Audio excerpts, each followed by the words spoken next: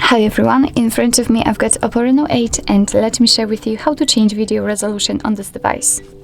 So first of all, let's open the camera app, and as usually we are in the standard photo mode, so you will have to switch to the video one.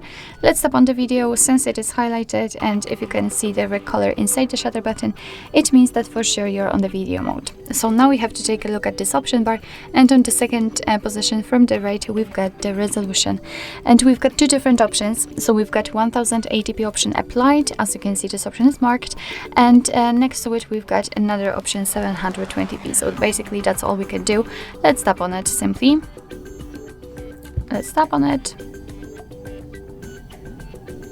Alright, and as you can see right now it is visible here, which means that it has been immediately applied and your device will record videos in chosen resolution.